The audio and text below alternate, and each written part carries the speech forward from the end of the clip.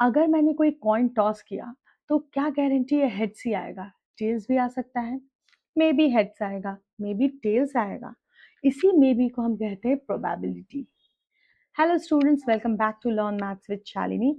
आज जो हम चैप्टर करने जा रहे हैं वो है मैथमेटिक्स ऑफ मे बी, जिसे हम प्रोबेबिलिटी कहते हैं।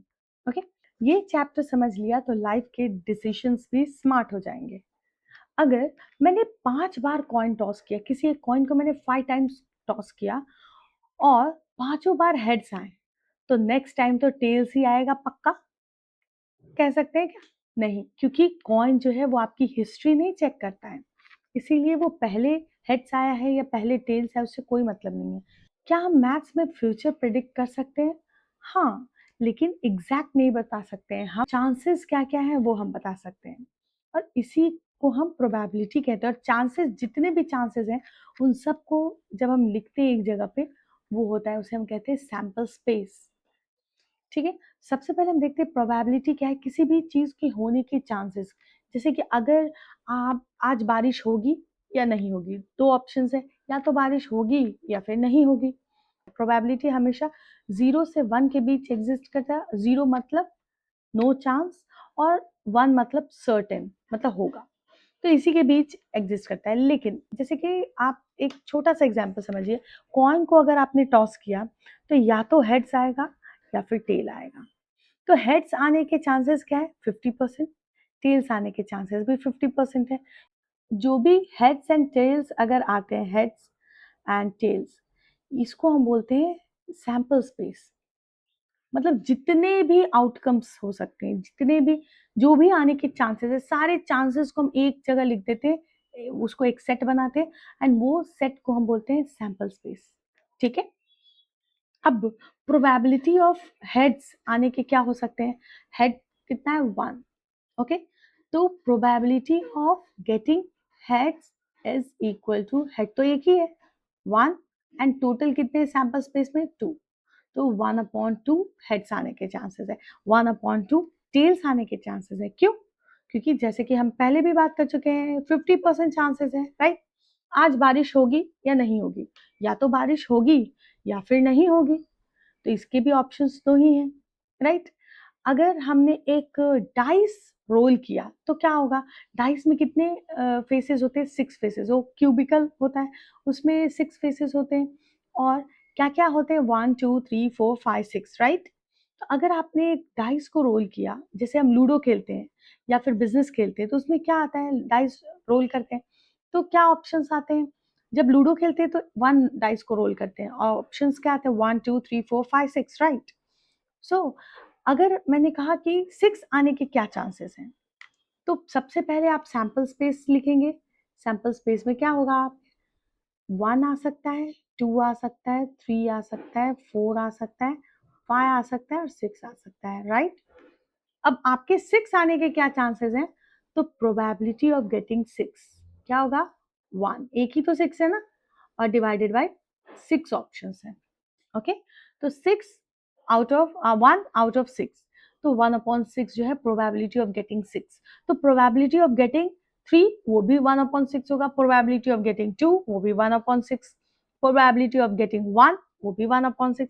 लेकिन अगर मैं कहती हूँ कि probability of getting a number that is divisible by 3, तो 3 से डिवाइड होने वाले दो नंबर हैं, ये एक और एक, मतलब multiple of 3। 3 multiplied by 1 is 3, right? तो 3 इज ऑल्सो मल्टीपल ऑफ 3, और 6 तो है, मल्टीप्लाई बाय 2 करेंगे तो मिलेगा, राइट? तो हमारे पास दो ऑप्शन है, मतलब कि अगर probability of getting multiple of 3, वो क्या होगा? 2 ऑप्शन है, 2/6, मतलब हमारा क्या है प्रोबेबिलिटी? वो हम मिलेगा 1/3। So what is the probability of getting a number which is multiple of 3? 1/3। What is the probability of getting a number which is an even number? तो एक इवन नंबर मिलने के क्या चांसेस है? 2 4 और 6 तीनों इवन नंबर है, और टोटल तो 3 even numbers divided by total sample space में कितने हैं? 6। तो 3/6 मतलब 1/2, 50% जो है हमारे, हमें चांसेस हैं कि इवन नंबर मिले, राइट? तो आप कोई भी अगर 100 नंबर्स भी लेते हैं, 100 नेचुरल नंबर्स, उसमें what is the probability of getting an even number? 50%, क्योंकि एवरी दो कंसेक्यूटिव नंबर में एक इवन एक ऑड होता है, राइट? तो the probability of getting even number is 1/2, probability of getting an odd number that is 1/2। तो डाइस जब हम रोल करते हैं एक डाइस, उसमें भी हमें probability of getting even number 1/2, probability of getting odd number वो भी 1/2। समझ में आया? सर्टेनिटी का मतलब 100%, जैसे हम श्योर हो 100% होगा ही, दैट इज सर्टेनिटी, मतलब 1। प्रोबेबिलिटी हमेशा चांसेस जो इम्पॉसिबल से लेकर सर्टेन के बीच होता है। सर्टेन मतलब 100%, तो 100% डिवाइडेड बाय टोटल जो सैंपल स्पेस है वो हमें क्या मिलेगा? 1 मिलेगा। तो सर्टेन का मतलब होता है 1 और इम्पॉसिबल का मतलब होता है 0। ओके, तो 0 से 1 के बीच ही प्रोबेबिलिटी एग्जिस्ट करती है। अब जैसे कि एक हमने डाइस को रोल किया और हम पूछते हैं what is the probability of getting a natural number, सारे के सारे नेचुरल हैं, तो हमें क्या मिलेगा? तो probability of getting a natural number is 6/6, मतलब 1। तो ये 100%, ये सर्टेन है कि हमें नेचुरल नंबर ही मिलेगा। तो इस तरह के केसेस में 1, तो प्रोबेबिलिटी हमेशा 0 से 1 की तरफ होता है, नेगेटिव नहीं होती। प्रोबेबिलिटी कभी नेगेटिव नहीं हो सकती और 1 से ज़्यादा भी नहीं हो सकती। ओके, अगर हमने कॉइन टॉस किया and what is the probability of getting a 6, dice role करेंगे तो हमें 6 मिलेगा, राइट? एक पॉइंट को टॉस किया तो 6 मिलने के क्या चांसेस हैं? तो दैट इज द प्रोबेबिलिटी 0, मतलब इम्पॉसिबल है। डाइस को अगर हम रोल करेंगे तो मिलेगा, लेकिन टॉस करेंगे अगर कॉइन को और हम चाहेंगे कि हमें 6 मिले तो कैसे मिलेगा? राइट, हेड्स या टेल्स मिल सकता है, तो इसीलिए वो 0 होगा। तो 0 से यहाँ पे इम्पॉसिबल, 0 मतलब इम्पॉसिबल, सर्टेन मतलब 1, मतलब 100% हो, या फिर हम और भी प्रोबेबिलिटी में less likely, more likely, equally likely कर सकते हैं। जैसे हेड्स और टेल्स का इक्वली लाइकली है, क्योंकि 1/2, राइट? अच्छा, यहाँ पे एक और टर्म आता है सब्जेक्टिव प्रोबेबिलिटी। वो क्या होता है? सबसे पहले आप देखिए, अगर बहुत सनी डे है, अगर धूप है, तो हम प्रेडिक्ट कर सकते हैं कि आज तो बारिश नहीं होगी, राइट? और एक हो सकता है अगर ये बहुत गर्मी है, तो बहुत गर्मी से वो ह्यूमिडिटी होती है, उमस होगा, तो फिर बारिश हो सकती है, राइट? अब ये है सब्जेक्टिव प्रोबेबिलिटी। जैसे हम किसी पर्टिकुलर डे की बात करें, आज की बात करें, आज सनी डे है तो बारिश नहीं होगी, आज ह्यूमिड डे है, आज बहुत गर्म है, बहुत इट्स टू हॉट, और बारिश हो सकती है। तो ये हम प्रेडिक्ट करें किसके बारे में? आज के दिन के बारे में, टुडे। तो ये हुआ सब्जेक्ट। जब हम आज किसी पर्टिकुलर चीज के बारे में, किसी पर्टिकुलर डे के बारे में बात कर रहे हैं, तो हम बेसिकली आज के रेनफॉल की बात कर रहे हैं, तो ये होता है सब्जेक्टिव प्रोबेबिलिटी। ठीक है, एक टर्म आता है रैंडमनेस। What is randomness? तो रैंडमनेस क्या होता है? वो एक सिचुएशन होता है, एक एक्शन होता है, जैसे कि अगर रोलिंग अ डाइस या फिर टॉसिंग अ कॉइन में हम प्रेडिक्ट कर सकते हैं हेड्स आएगा, टेल्स आएगा, और अगर डाइस को रोल करते हैं तो 6 ऑप्शंस हैं, मतलब सारे जो इवेंट्स क्या क्या होने के जो चांसेस हैं वो 6 हैं। तो डिनोमिनेटर में 6 रहेगा जब भी हम प्रोबेबिलिटी निकालेंगे, लेकिन फेवरेबल जो है वो 1 होगा। अगर मान लीजिए कि अगर हम पूछते हैं what is the chances of getting 6 upon मतलब 1/6, राइट? तो 1/6 हमें चांसेस मिलेगा। जैसे कि अभी हमने बात किया था what is the probability of getting natural number, तो 6/6, प्रोबेबिलिटी 1। प्रोबेबिलिटी हमेशा 0 से 1 तक होती है। तो प्रोबेबिलिटी होती क्या है? प्रोबेबिलिटी का मतलब चांसेस, प्रोबेबिलिटी का मतलब पॉसिबिलिटी। तो सिंपल भाषा में समझते हैं कि प्रोबेबिलिटी क्या होती है? वो है कि किसी भी इवेंट के होने की क्या चांसेस है, वही है probability. Clear? The probability scale क्या होता है? 0 से 1 तक होता है, जैसे कि हम पहले भी बात कर चुके हैं। 0 मतलब इम्पॉसिबल, 1 मतलब सर्टेन, होगा ही। तो 0 से 1 के बीच जो आता है मोर लाइकली, लेस लाइकली, तो ये सारे टर्म्स आते हैं, राइट? यहाँ पे एक एग्जाम्पल भी दिया हुआ है, आप देख सकते हैं कि प्रोबेबिलिटी स्केल के लिए एग्जाम्पल है ये। सर्टेन मतलब ब्लू वाले के लिए बात कर रहे हैं, ब्लू वाले कार्ड के लिए।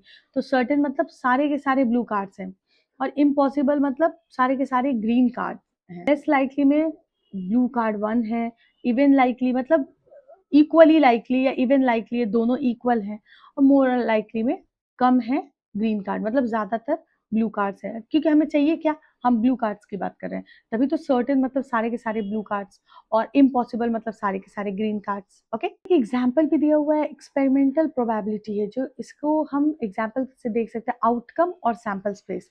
आउटकम मतलब क्या होता है? अगर कोई भी इवेंट, जैसे कि हमने कॉइन टॉस किया, तो हमें क्या क्या आउटकम मिल सकता है? हेड्स मिलेगा, या टेल्स मिलेगा। तो जितनी भी चीज़ें आने की, जो भी आउटकम्स आने के चांसेस होते हैं, वो सारे सैंपल स्पेस में, मैंने जैसा कि बताया एक सेट बनाते हैं जिसमें सारी चीज़ों को लिखते हैं, जो भी आउटकम हो सकता है, जो भी पॉसिबिलिटी है, जो भी आने के चांसेस हैं, वो सबको लिखते हैं और उसे हम बोलते हैं सैंपल स्पेस।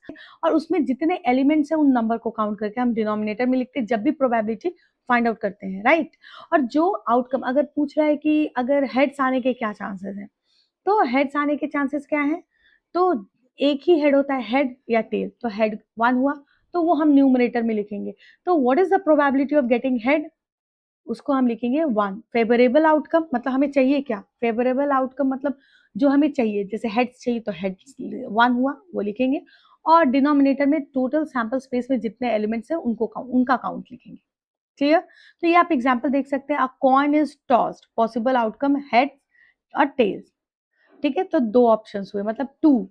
तो डिनोमिनेटर में 2 आएगा, सैंपल स्पेस में एच और टी आया। ओके, तो हेड काउंट हम करेंगे, मतलब नंबर काउंट करेंगे, how many elements are there, उनके काउंट हम डिनोमिनेटर में लिखेंगे।